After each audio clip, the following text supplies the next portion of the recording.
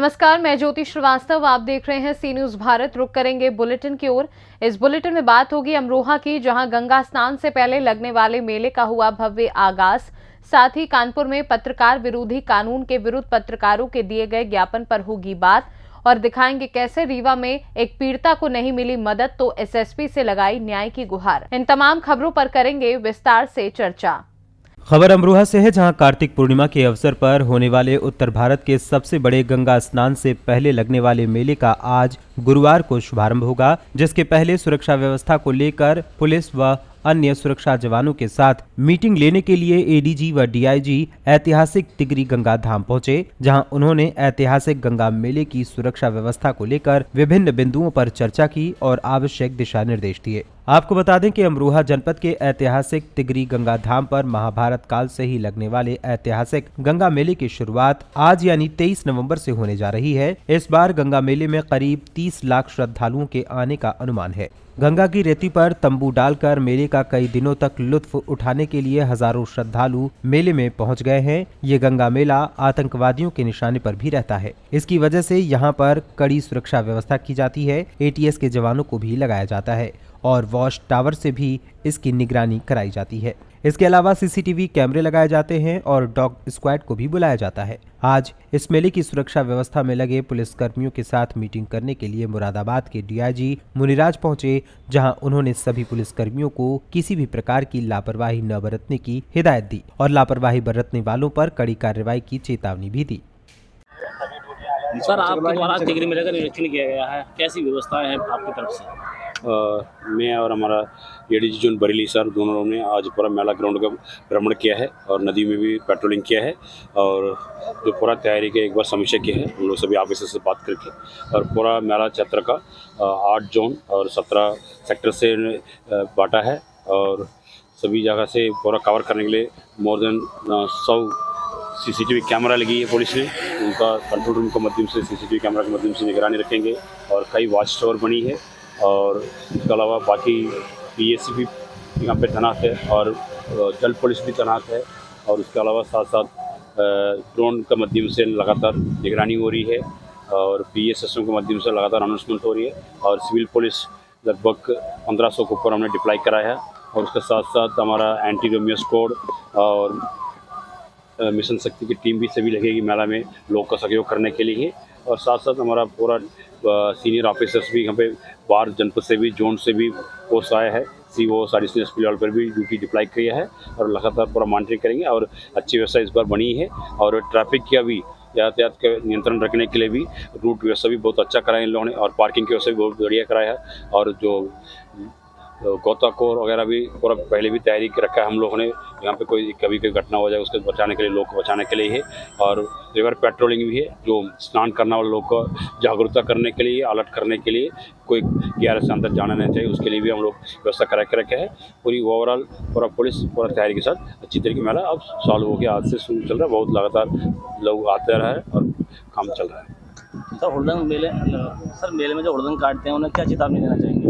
उनके तो जो भी आदमी इस तरह का काम करेगा तो उनके खिलाफ सख्ती से कानूनी कार्रवाई होगी। कोई आदमी बच नहीं सकती, इसलिए हमारा पुलिस लगातार मूवमेंट में रहेगी, पेट्रोलिंग करते रहेंगे। हमारा महिला पुलिस सिविल ड्रेस में भी है और बाकी पुलिस सिविल ड्रेस में उन लोग पहचान लेंगे तो उनके खिलाफ सख्ती से कार्रवाई करेंगे। ठीक है, थैंक यू। अमरोहा से सी न्यूज संवाददाता गौरव श्रीमाली की रिपोर्ट।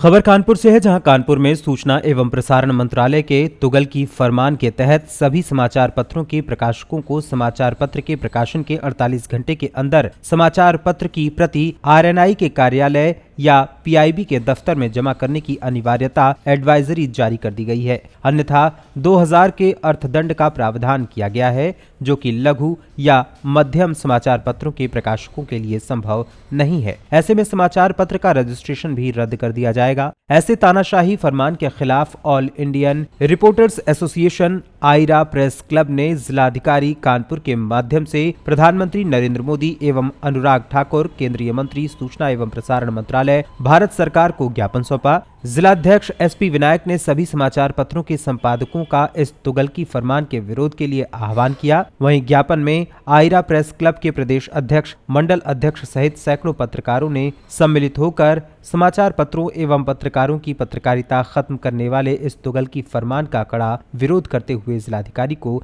ज्ञापन सौंपा।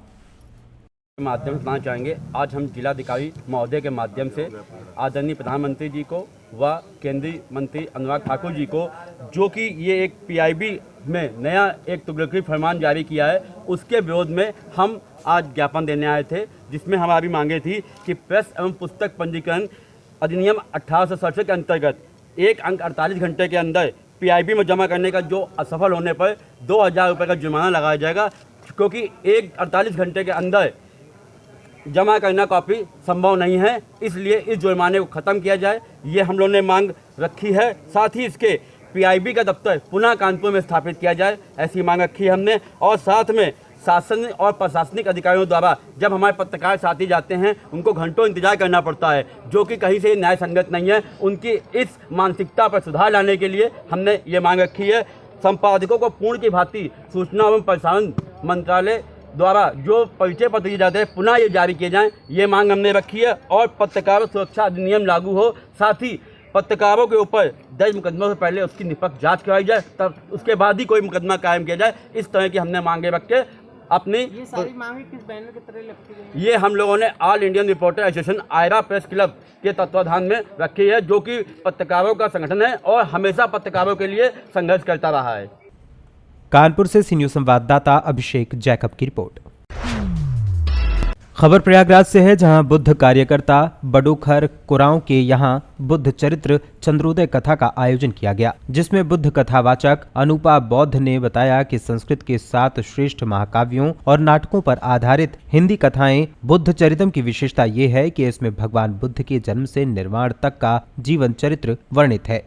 इसके साथ ही महाकवि ने बौद्ध धर्म के दार्शनिक सिद्धांतों को रुचिकर कथा में पिरोकर मधुर और सहज ग्राह्य बनाया है। उन्होंने कहा कि नागानंद में नागों की रक्षा में प्राणोत्सर्ग कर देने वाले परोपकारी नायक जीमूत वाहन की कथा है। मालती माधवम में मालती और माधव की प्रणय गाथा है, जो अनेक बाधाओं के आते रहने के बावजूद भी सफलता प्राप्त करती है। प्रतिमा नाटक में पुरुषोत्तम राम के वन गमन से लेकर राज्य आरोहण की कथा कही गई है। अनुपा बौद्ध ने बताया कि रत्नावली नाटक में वत्सराज उदयन से सिंघल की राजकुमारी रत्नावली के विवाह की रोचक व सरस कथा है। विक्रमोर वशी नाटक में चंद्रवंश के इंद्र के समान प्रतापी महाराज पुरुरवा और अप्सरा उर्वशी की प्रेम कथा प्रस्तुत की गई है। प्रयागराज से सी न्यूज़ संवाददाता अनिल कुमार मौर्य की रिपोर्ट। खबर प्रयागराज से है, जहां पुलिस मुठभेड़ में उमेश पाल हत्याकांड का सह आरोपी नफीस बिरयानी घायल हो गया, उसका साथी फरार हो गया। दरअसल बुधवार की रात्रि में सूचना प्राप्त हुई कि 2 बदमाश मोटरसाइकिल पर सवार होकर जा रहे हैं, जिन्होंने चेकिंग के दौरान चौकी आनापुर थाना नवाबगंज क्षेत्रांतर्गत पुलिस की टीम पर फायर कर दिया। बदमाशों का पीछा करने पर कुछ दूरी पर आत्मरक्षार्थ जवाबी कार्यवाही करते हुए पुलिस ने भी गोली चलाई, जिसके क्रम में एक बदमाश के पैर में गोली लग गई। वहीं दूसरा अभियुक्त भागने में कामयाब रहा। जब घायल बदमाश से पूछताछ की गई तो उसने अपना नाम मोहम्मद नफीस उर्फ नफीस बिरयानी पुत्र स्वर्गीय वासी अहमद निवासी खुलदाबाद, जो उमेश पाल हत्याकांड का सह अभियुक्त था और 50,000 रुपए का इनामिया बदमाश है, उसके रूप में इसकी पहचान हुई। वहीं भागे हुए बदमाश को पकड़ने के लिए लगातार चेकिंग की जा रही है। वहीं पुलिस द्वारा घायल अभियुक्त को प्राथमिक उपचार हेतु अस्पताल ले जाया गया। आज दिनांक 22 नवंबर 2023 को थाना नवाबगंज में चेकिंग के दौरान एक मुठभेड़ की घटना हुई है। पुलिस द्वारा जवाबी फायरिंग में एक बदमाश के पैर में गोली लगी है। इस बदमाश की पहचान मोहम्मद नफीस उर्फ नफीस बिरयानी के रूप में हुई है। ये उमेश पाल हत्याकांड का वांछित अभियुक्त है और 50,000 का इनामिया है। प्राथमिक उपचार के लिए इस अभियुक्त को अस्पताल ले जाया गया है। अग्रिम विधिक कार्रवाई की जा रही है। प्रयागराज से सी न्यूज़ संवाददाता रणविजय की रिपोर्ट।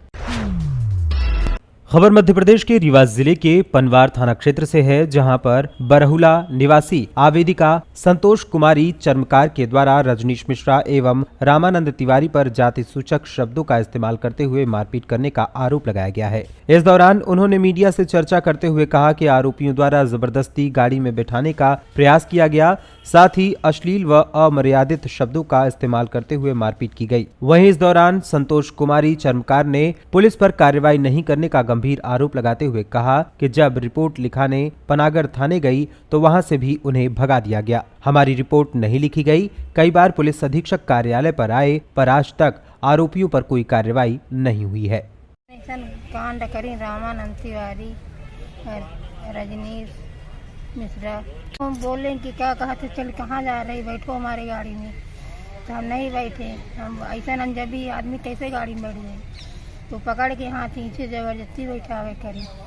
तो हम नहीं बैठे, गुहार मार दिए।